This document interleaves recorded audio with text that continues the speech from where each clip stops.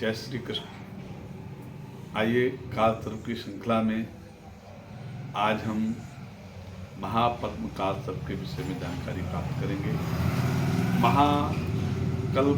महापद्म काल सर्प जो है वो हमारे जीवन के अनेक अवयवों पे अपना सुप्रभाव अथवा दुष्प्रभाव छोड़ता है। यह काल सर्प छठे स्थान से लेकर के द्वादश स्थान तक के मध्य ग्रहों को और जो है अपना प्रभाव बनाता है। यदि छठे भाव में राहु होगा और द्वादश भाव में केतु होगा तब यह काल सर्प बनता है। काल सर्प के विषय में बंधुओं मैंने आपको पहले भी बताया है कि राहु केतु के मध्य ग्रह हों शुद्ध काल सर्प बनता है, अथवा राहु केतु के साथ में भी ग्रह हों तो आंशिक काल सर्प बनता है। यदि वो राहु केतु के अंशों में अधिक हैं तो आंशिक काल सर्प बनता है, और यदि राहु केतु से कम अंशों में है तो शुद्ध काल सर्प का प्रकार होता है। मैंने और भी आपको बताया था कि चंद्रमा 1 से लेकर 3 भाव तक भी यदि काल सर्प से दूर होता है, राहु केतु से या राहु से दूर होता है, तो भी जीवन में काल सर्प छाया काल सर्प के रूप में प्रतिपाद्य विषय माना जाता है। यह महापद्म काल सर्प जो है यह जीवन के बड़े बड़े सफलताओं में असफलता के रूप में प्रतीत होता है। यह काल सर्प गुप्त शत्रुओं के द्वारा पीड़ा देता है, गुप्त रोगों के द्वारा पीड़ा देता है। अनेकानेक गुप्त बीमारियां या गुप्त शत्रु या गुप्त कर्मों के द्वारा कई प्रकार के कष्ट भोगने पड़ते हैं।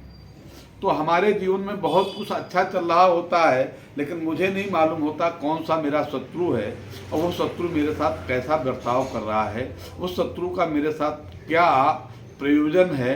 कई बार लोग निष्प्रयोजन होकर के भी आपको नुकसान पहुंचाने की कोशिश करते हैं। तो ये महापद्म काल सर्प जो है हर व्यक्ति के जीवन में अनेक प्रकार की समस्याएं, कठिनाइयाँ, दुख पैदा करता है। हालांकि इसका अलग अलग भावों में अलग अलग अपना प्रभाव है, वो विषय बहुत लंबा हो जाएगा, परंतु हम इतना जरूर समझ लें, जो छठे भाव में जब राहु होता है और द्वादश भाव में जब केतु होता है तो महापद्म काल सर्प जो है हमको अनेक गुप्त शत्रुओं के द्वारा, गुप्त बीमारियों के द्वारा, गुप्त लोगों के द्वारा अनेक प्रकार की पीड़ाएं प्रदान करता है और मुझे अनेक प्रकार से परेशानियां पैदा करता है, जिसके लिए हम काम के लिए सतत प्रयास करते हैं। काम मेरा हम कहते हैं कि हमारा लक्ष्य तो बिल्कुल सही चल रहा है, सारी प्लानिंग ठीक हो जाती, सब कुछ ठीक हो जाता, लेकिन जब रिस्पॉन्स का समय होता तो पता चला मैं जहाँ से चला था वहीं पे खड़ा हूँ।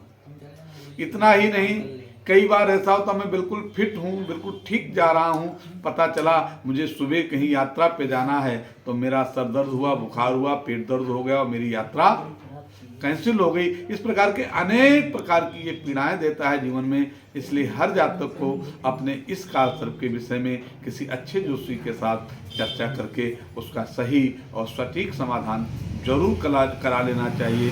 महापद्म काल सर्प स्त्रियों को बहुत ही नुकसान देता है पुरुषों की अपेक्षा। स्त्रियों को मानसिक तनाव, स्त्रियों को गुप्तांगों की बहुत परेशानियां देता है, गुप्त रोगों को अनेक प्रकार से जन्म देता है और अनेक प्रकार की बहुत सी पीड़ाएं प्रदान करता है। और इतना ही नहीं, जातक को मानसिक स्तर पे और जातक की सफलताओं को असफलताओं में बदलने में यह काल सर्प सबसे ज़्यादा नुकसानप्रद होता है। इसलिए इस काल सर्प का व्यक्ति को अपने जीवन के 8 वर्ष बाद जितनी जल्दी हो उसका समाधान करा लेना चाहिए, यही ठीक होता है। जय श्री कृष्ण।